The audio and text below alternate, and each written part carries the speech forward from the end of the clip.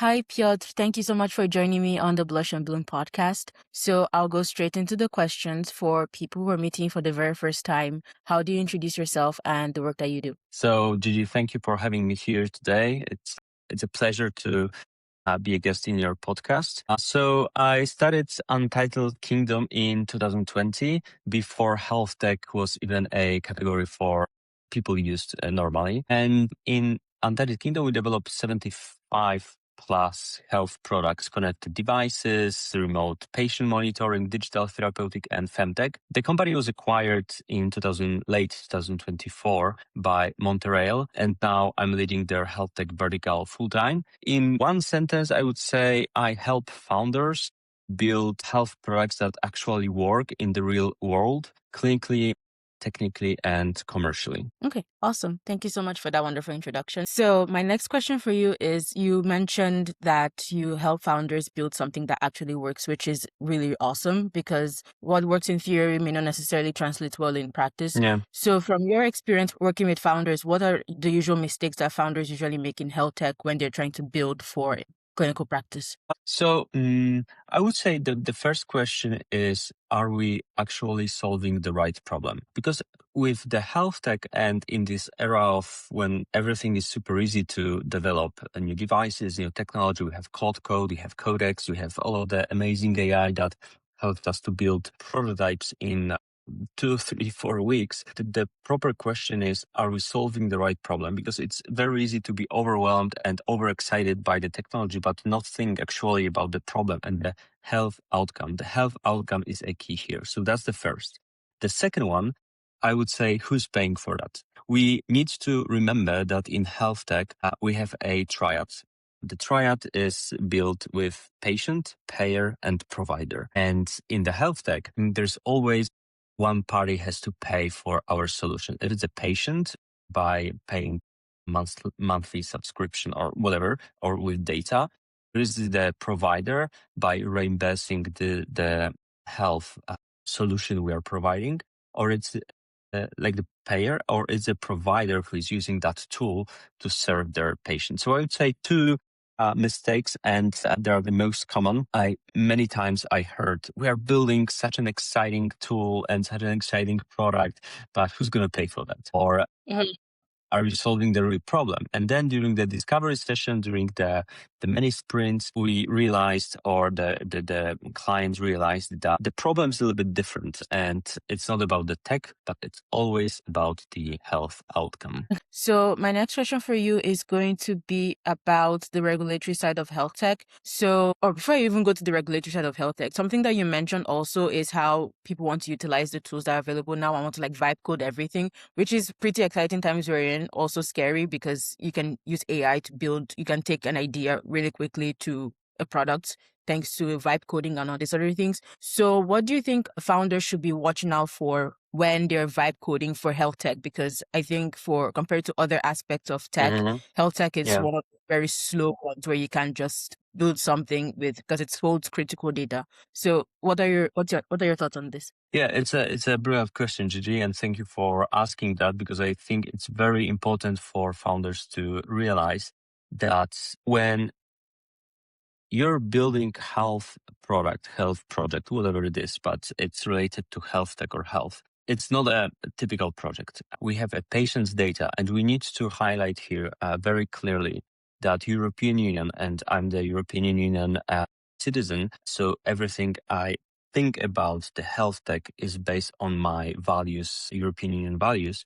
But the European Union named health data as the most precious data that human being can possess, or we possess. So we need to be super careful about how do we use health data, how do we share them, and what is the outcome, how do we transform them. So this is one. With the vibe coding, it's very easy to forget about this security pattern and about that your data. Let me give you an example. So when in the US, federal court decided that abortion is no longer a federal law, it was a disaster, and this is a state law. There was a promise from several different menstrual cycle apps menstrual cycle tracking apps that, hey, US citizen, your data is safe because we store them in the European Union on the European Union servers. And they were giving this promise so easily and so open, confidently, yeah, and so openly that everyone trusts them. But that was not true, because we have bilateral agreements between the US and the European Union.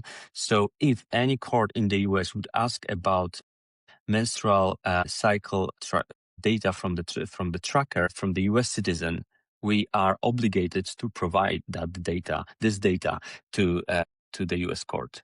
And so we were talking to one of the startups, and we came up with a solution that if the app owners would get the notice from the court that we want data of Jane Doe, for example, because we need to verify something, we would send the notification to the user asking, would you like us to permanently delete your data from the servers? So there's no trace, no data on the server, so we are not able to share anything. So this is aspect of the vibe coding that you have to take under the consideration. And the second one is also something that is connected, is the user experience. So in the era of vibe coding, everything is so unified. Everything looks pretty similar, which is great because we are used to some patterns, we are used to some tools. But imagine that you're a young woman, tech-savvy woman. You are analyzing a lot of probably different products. You're playing around with different apps, and so you know how to use it. But imagine that you have 76 years old farmer from North Carolina, for example, in the US, who's not as tech savvy as you are, is not as, like, the tech is not the center of his life like it is for now us, because we're talking via technology and we're using technology every day. So we need to remember that vibe coding is not providing the design patterns and that are accessible for different age groups, from different race groups, for people with different disabilities, for people with different perspective. And even the cultural and religion matters when you communicate things and when you design UX UI, because it's a very different aspect of presenting or designing the app. Let's say the Kaggle trainer app and the Kaggle training device and the entire copy and the user experience for users in the US, which is very liberal, Europe, which is very liberal, in the US, which is a little bit less liberal, but still, let's say, liberal-ish, and Middle East, where this is a taboo. So we need to think about it. And the vibe coding does not always covers that. That makes sense. And there's a one important sentence also. It's a very old IT sentence: garbage in, garbage out. So when you're vibe coding, you need to know what to put into the model and how to supervise the outcome and how to analyze the outcome. If you're not experienced and you have an idea, it's great, because the barrier that's for us to create new products is super low right now. But then with the health tech products, you really need someone who understands the medical aspects. So you need to have some kind of the consultants, doctors, physicians, medical professionals, and you need to have someone who understands the product side to validate if this farmer from North Carolina and this very young startupper from San Francisco can use the same app, because they understand it's easy for them to use. Okay. Thank you so much for sharing that. I really appreciate your perspective, especially on the user experience side, because that makes a whole lot of sense. And I think I was talking to a UX designer, and she does specifically for FemTech, and she was talking about how she is supporting this like app for rape victims to get support, and the way the UX design is specific to, so they can easily like log off. It's anonymous. Like, she mentioned a lot of features I can't remember right now because it's ages ago I had that conversation, but it was like so interesting, like, to see the amount of thought that goes into every single feature in an app. So that's really, really, I'm happy that you brought this up. So another question I have for you is, what do health tech teams, you already touched on this a little bit, but what do you think health tech teams often get wrong when asking users or patients to share sensitive health data? I think they're asking too much too early. I think this is the biggest problem. I don't know what's your experience, Gigi, but my experience is that sometimes I download the app that I want to test, and I the very first step that I see during the onboarding process is I'm like attacked by a lot of questions like, would you like to connect Apple Health and Google Health and your Whoop and your Aura and your sleep data and your sexual data and everything else? And I even don't know at the beginning, like what they really need it for and what is the outcome for me. Like they give me a promise on the marketing website on the copy, and it's really beautiful, but I don't see value. So I believe that to answer your question is to ask too many questions too early, and we need to. What is the answer to that? We need to build the trust first. So we need to educate the user. What is the health outcome? Why do we need this data? How we will transform and use this data? Will we store this data? And then we can ask. And there are very interesting studies in the United States that people are very open to share their credit score and financial data, and they do not have any problem with that because of the consumptionism and the capitalism and all of that. But they're not very happy to share health data unless they're sick, and then they expect that everyone has like an access to their data. But we need to respect that, and I will say that once again, as a European Union citizen, I truly believe that health data is something we own, something we own the right to decide how we want our data to be used by other, like the third parties and by others, and we need to know before we decide how they're gonna use it. Okay. Thank you so much for sharing that. So my follow-up question to this is, I like that you mentioned how apps these days are requesting for access to different wearables and trying to connect everything together. So something I've noticed in the space right now is that people are moving slightly away from the data gathering side of things to more like, how do we interpret the data that we are gathering? So I wanted to get your perspective because you've been in this space longer. Like, do you think that's what's happening right now, or there's something else? Excuse me. So the question is, are we moving from collecting data into analyzing them, right?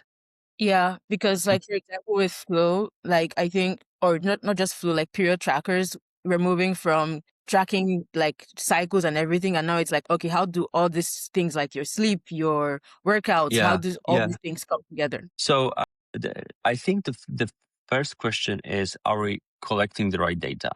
And because Mm, it's very important to understand if we are moving from collecting data into analyzing them. So my answer would be mostly no. Mostly we are not collecting the right data, and wearables generate enormous signal, but very low insight. So there's a lot of data from Apple Watch. There's a lot of data from Whoop, and you have like millions of snapshots that are one trend.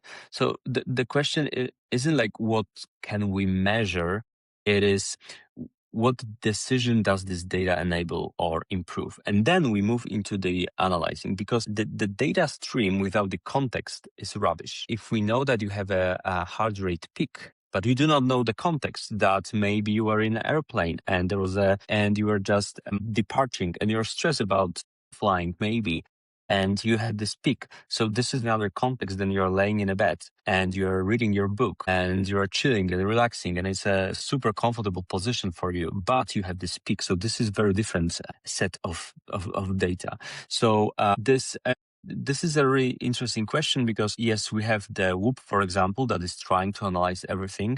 There are some rumors about AirPods Ultra, or whatever the name will be, with cameras to analyze the context around you, to also provide additional data stream to be able to analyze the context. Are you moving? Are you running?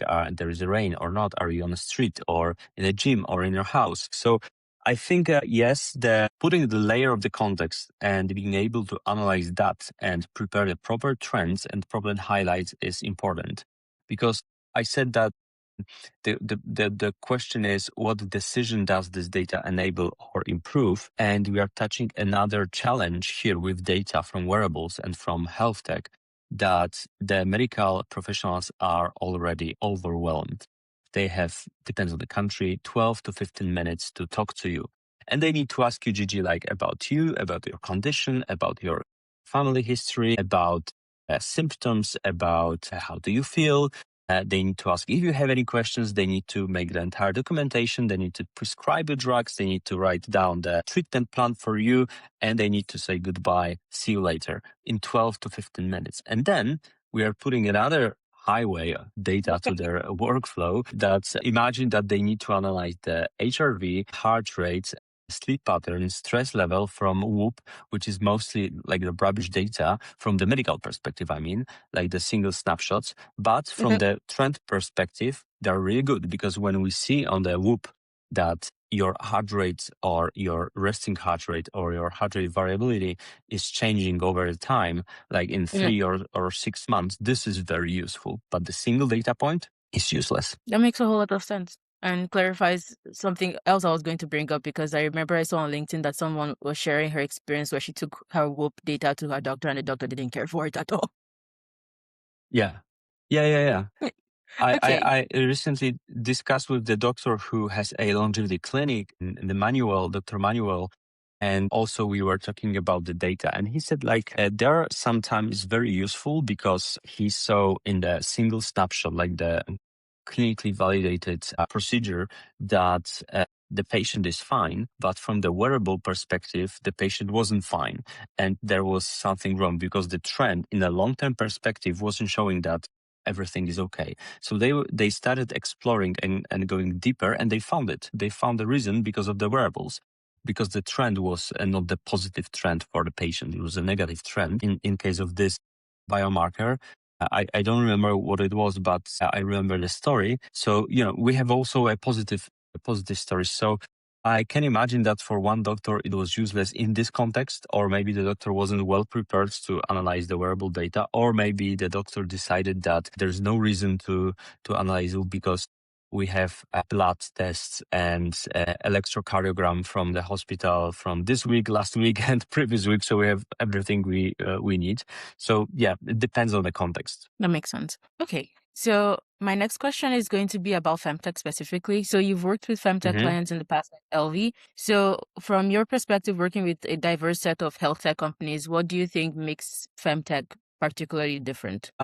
Very good question. And I have to say that I'm really proud of working with LV and being a part of this revolution. I remember 2013 when we started working with LV, there was a team of 5 people in LV, and we had been working with them for 11 years. Amazing journey. And the question is really good because what makes FemTech products different is that imagine that you're going to the swimming pool and only male or female can swim, and or we are selling the swimming suits only for one group, male or female, and we are thinking that the other does not exist. And that was with LV and the FemTech products. Historically, VCs, angels, investors, they were ignoring the fact that the 51% of the society are women. It's unbelievable that we can ignore the fact that the 51% of the society, of the group, are different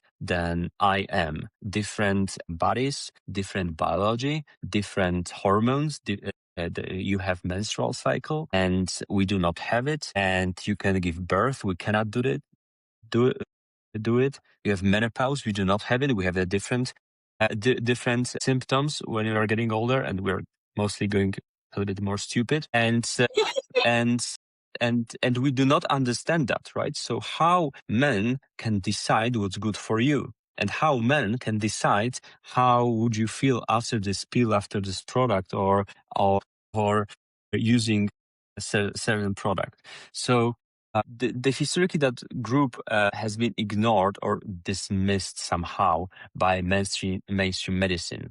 So the trust deficit is much higher, and the loyalty when you earn it is much stronger in FemTech. So this is the difference. And I would say that the data is deeply intimate, of course, because it's all about the reproductive health, sexual health, cycle tracking, which raises the stakes on privacy. So it's of course a very different app when we are talking about the FemTech product. It's a very different app than when we are talking about the wound care products, or when you're talking about the dating app, or when you are talking about the sleep analyzing app, because it's all about your body and it's all about your personal identity. It's all about how do you feel, who you are. And we all know that this reproductive health, sexual health, and cycle tracking is very intimate. You can share it if you want, but you don't have to because it's you. It's about you. So LV taught me that hardware software integration in FemTech requires both clinical depth and radical design empathy. Those rarely live in the same team. And I learned so much from Tanya Boller, the CEO, the former CEO of LV, this kind of empathy and this kind of understanding that, and this is why I moved to FemTech entirely, and we became a health tech dedicated digital agency because we saw how much we can improve people's lives. Imagine that there's a woman in the open space and she was to start breast pumping. And usually in most European countries, you have additional time that you can go to another room and the employee has to prepare another room for you to be able to collect milk, right? To go and to have this intimate room for you where you can pump it. And this is great. This is from the legal perspective, from the government perspective, from the society perspective, is great. But not all people are very empathic, and not all people are very they act as a human beings. Sometimes they act as, I don't like some kind of, okay, never mind, but I don't want to say that word, but, and they ask questions like, why Joanne had another 30 minutes off and I have to sit at the desk and work on my computer. This is where's the justice? And I'm not feeling great. And of course, that was said by men, right? Yeah. Like, because every woman understands that giving birth is a tremendous effort and pain, and it's a sacrifice. And all of the women are heroes when they are giving birth. But someone asked that question. So imagine that for the labor market and the women, how they feel to rejoin the market, to re-enter the market again, it puts some kind of the mental pressure on them that maybe not all of the people, this is not normal situation, of course, this is like a pathological situation, but it was influencing somehow women. So with LV Pump, which was great, amazing product, so small and so tiny that you could put it under the bra with zero noise, zero pumps, zero effort, it was entirely effortless. You could breast pumping wherever you wanted to do it, during your yoga classes, while you were in the cinema, working in the open space, I don't know, gardening, laying down on a couch and reading the book. No pain, no noise, extremely useful device. And then I felt that we are doing something great, that we are doing something that can really change someone's life. And I believe the FemTech products are different because they're creating products for the 51% of the society, which was unfortunately, in the minority of the health products. Thank you so much for sharing that. It's awesome coming from your perspective with you have such diverse clients and then your experience with LV and seeing how FemTech drastically improves the quality of life of women. So really awesome work. So we're headed towards the end of the podcast. We've been doing this for more than a decade now. So for somebody who is just starting, what's one advice you want them to have from your experience building in health tech?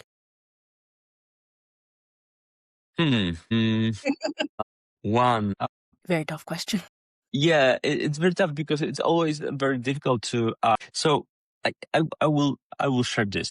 So running a company for 14 years means that you understand the loneliness of the leader. That you need to make tough decisions. Most of them will be wrong, and it's okay because you're a leader and you have to make decision. And even the wrong decision is much better than not making decision. And I was there. I fall into that rabbit hole, and I was avoiding decisions. I made all of the mistakes probably every leader can make. And you know what it is what it feels like when cash is tight and a pivot costs like 6 months of the company. And so also you can spot when a founder is building for investors versus building for patients. And this is all connected. So those are very different products. So as a leader, you need to surround you with, of course, it's like a cliche, like with people that are much smarter than you. And this is like the rule number one. But the rule number 2 is that you need to be sure about what you're doing. If you believe in that, just follow your gut feelings and build a product, and always start from what we already said. What is the medical outcome for the patient? Not about the technology. Do not be excited about the technology too much, because technology is changing. Like 3 years ago, 5 years ago, many of the technologies that we can use right now at home were not available to us, and in 3 years or 2 years we'll double that change, because the technology is moving so fast. So I would say, like, you need to trust your guts. Do not be afraid of making decisions, and always focus on the health outcome for the patient. Okay, thank you so much. That was very brilliantly well put. So my next question is not necessarily about health tech. It's more like from your experience as a founder. So something I learned from Poland from moving here is how the tech scene is growing at a very rapid pace. So I wanted to get your perspective on that. Like, do you see similarities in the tech startup space with what's happening in the US at Silicon Valley, or what's happening in Poland is uniquely Polish, or it's unique to the EU, for example? Like, what do you think?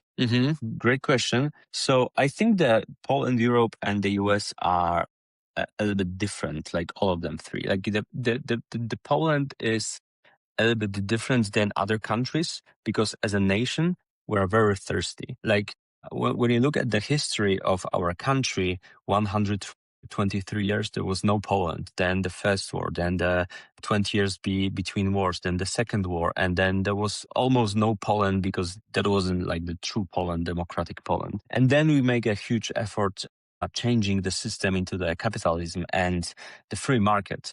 So when I talk to my friends in the US or in England, for example, and they say that they're building a couple of new startups, and they run or manage the family business, and they're like a 7th generation. In Poland, we do not have 7 generations businesses, because it wasn't possible to create 7 generations ago a business. Right now, we are entering into the part of the history of Poland when we have the 2nd generation, and most of them are very brutal. And we all see about the Polsat and other companies in Poland that are like it's almost like on the TV show Succession, as brutal as in that TV show. But this is the first difference, that we are very thirsty about the success. We want to catch up with the Europe, and we already have better budget than most of the European countries because of this energy, because of this effort. But still, we are in Europe, so we are in the European context, and the European context is that we are a little bit more conservative, and we are not making such brave decisions.